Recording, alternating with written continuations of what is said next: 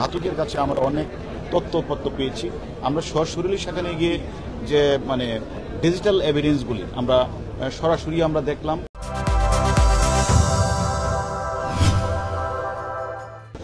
বাংলাদেশের একজন সংসদ সদস্য, উনি একদম গ্রাসরুট লেভেল থেকে একজন নেতা, কলকাতার মাটিতে 13 তারিখ থেকে তাকে হত্যা করা হয়েছে। বাংলাদেশে একটি মামলা রুজু হয়েছে।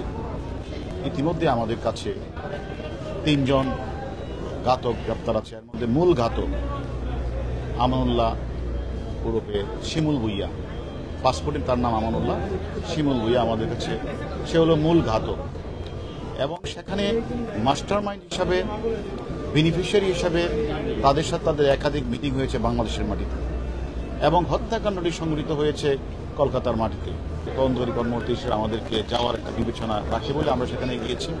এবং আপনারা জানেন আমাদের যে মূল ঘাতকের কাছে আমরা অনেক তথ্যপত্র পেয়েছি। আমরা যে এভিডেন্সগুলি পাচ্ছিলাম, আমরা সরাসরি সেখানে গিয়ে যে ডিজিটাল এভিডেন্সগুলি আমরা সরাসরি আমরা দেখলাম, এবং সেখান থেকে তারা যে অপরাধীরা কোন সময় কোন গাড়িটা ব্যবহার করেছে, তারা কোন কোন জায়গায় গিয়েছে, এবং আমাদের যে মাননীয় সাংসদ কোন সময় তারা সেখান থেকে তাদের রুমে ঢুকেছে। এই মামলাটা তদন্তকারী কর্মকর্তার ধরেন মেডিকেল রিপোর্ট, তারপরে সুরতহাল রিপোর্ট, ভিসেরা রিপোর্ট, এগুলি জমা দিতে তদন্তকারী কর্মকর্তাকে অনেক ব্যাক পেতে হয়, এবং এগুলি না হলে মামলাটা নিষ্পত্তি করা অনেক কঠিন হয়ে যায়। সেক্ষেত্রে আমরা মনে করেছি আমরা সেখানে গিয়ে আমরা সেখানে বিশেষ করে যে এখন মামলাটা দেখছেন সিআইডি পুলিশের চিফ মহোদয়ের সাথে দেখা করেছি। আপনারা জানেন প্রচণ্ড বৃষ্টি, ঝড় তুফানের মধ্যে আমরা আমাদের টিমকে সাথে নিয়ে, কলকাতা পুলিশের সিআইডিকে সাথে নিয়ে আমরা ঘটনাস্থলও ভিজিট করি, এবং সেখানে গিয়ে আমরা চাক্ষুষ ভাবে আমরা ওই যে এখানের অপরাধী যে আমাদের যা বলেছিল মূল ঘাতক, তার সাথে আমরা এখানে মিলানোর চেষ্টা করেছি, এবং মিলিয়ে আমরা তার সাথে তার হুবহু মিলও পেয়েছি, এবং তারা সেখানে কিভাবে অপরাধটি সংগ্রহ সেই সম্পর্কে আমরা তথ্য পেয়েছি।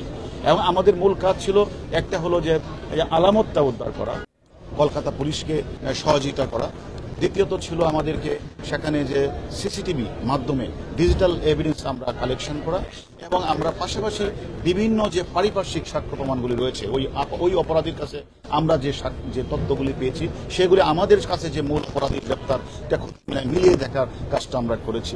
আমি এই ক্ষেত্রে মনে করি যে যেহেতু আমাদের কাজ ছিল 3টা, একটি হলো আমরা সেখানে ঘটনাস্থলে যাব, আমরা সেখানে সবকিছু খতিয়ে দেখব, এবং আমরা তদন্তকারী কর্মকর্তার জন্য যে মূল বিষয় ভিকটিমের খণ্ডিত অংশ, পুরো অংশ অথবা অংশবিশেষ উদ্ধার করা। আর স্বাভাবিকভাবে এই মাংসগুলি এভাবে ফ্লাশের মাধ্যমে যায় না, সেক্ষেত্রে আমরা মনে করছি তারই হবে।